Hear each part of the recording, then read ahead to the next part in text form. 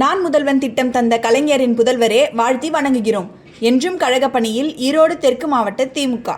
இந்தியாவில் ஆபரண தங்கம் விலை 4 மாதங்களில் சுமார் 9% அதிகரித்துள்ளதாக இந்திய தங்கம் மற்றும் நகை வியாபாரிகள் சங்கம் தெரிவித்துள்ளது. இந்த விலை உயர்வு நீடிக்குமா? தங்கத்தில் முதலீடு செய்வது லாபமாகவே நீடிக்குமா? அலசலாம் இந்த தொகுப்பில். இந்திய பங்குச்சந்தைகள் தொடர்ச்சியாக சரிவு கண்டு வரும் நிலையில் தங்கம் விலை மட்டும் இதுவரை இல்லாத உச்சத்தில் காணப்படுகிறது. தேசிய பங்குச்சந்தையின் குறியீட்டு எண் நிப்டி 18% சரிவு கண்டுள்ள நிலையில் தங்கம் விலை மட்டும் 9% அதிகரித்துள்ளது.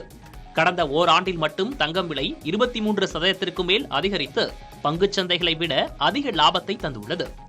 தங்கத்துக்கு ஏன் இந்தியாவில் அப்ரிசியேஷன் ஆகுதுன்னா, ஒன்று டாலருக்கும் ரூபாய்க்கும் உள்ள ஒரு மதிப்பு குறைவு. ஒரு 80 ரூபாய்க்கு ஒரு டாலர் இருக்கும்போது ஒருத்தவங்க ஒரு பவுன் வாங்கியிருந்தாங்கன்னு வச்சுக்கோங்க, கிட்டத்தட்ட 87 ரூபாய், கிட்டத்தட்ட 10% அந்த தங்கத்தோட விலை ருபி டேர்ம்ஸில் இன்க்ரீஸ் ஆனதுக்கு காரணம் நம்ம ரூபாயோட மதிப்பு குறைவு. அது ஒரு காரணம். ரெண்டாவது பார்த்தீங்கன்னா, இப்போ மார்க்கெட் எல்லாருமே வொலட்டைலாக இருக்கும்போது சேஃப் பெட் அப்படின்னு பார்த்தீங்கன்னா கோல்டு இன்வெஸ்ட் பண்ணுறது தான். அப்போ இந்த பணத்தை எங்கே கொண்டு வைக்கிறதுன்னு பார்த்தீங்கன்னா, கோல்டு வாங்கி வச்சுக்கிட்டு அப்புறம் ஸ்டாக் மார்க்கெட் பெட்டர் ஆகும்போது கோல்டு இருக்க பணத்தை விற்றுட்டு அது ஸ்டாக் மார்க்கெட் பண்ணும்.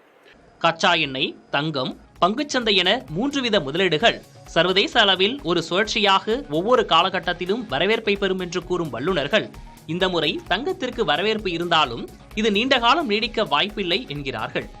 கடந்த காலங்களில் பார்த்தீங்கன்னா கோல்டு ஒரு நல்ல இன்வெஸ்ட்மெண்ட்டே கிடையாது.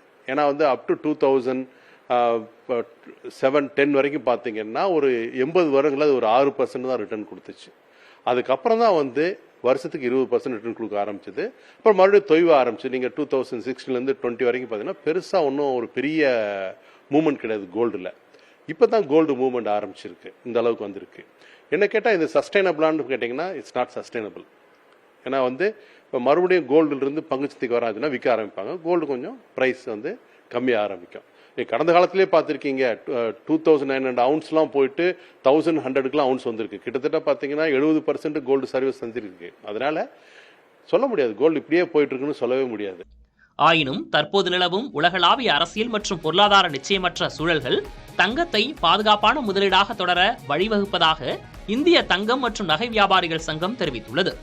தங்கத்தை பாதுகாப்பான முதலீடாக மட்டுமின்றி அழகுக்காகவும் தங்கள் செல்வ வளத்தை காட்டவும் விரும்பும் இந்திய குடும்பங்கள் தங்கத்தில் முதலீடு செய்வதை விரும்புவதும் முக்கிய காரணமாக கூறலாம்.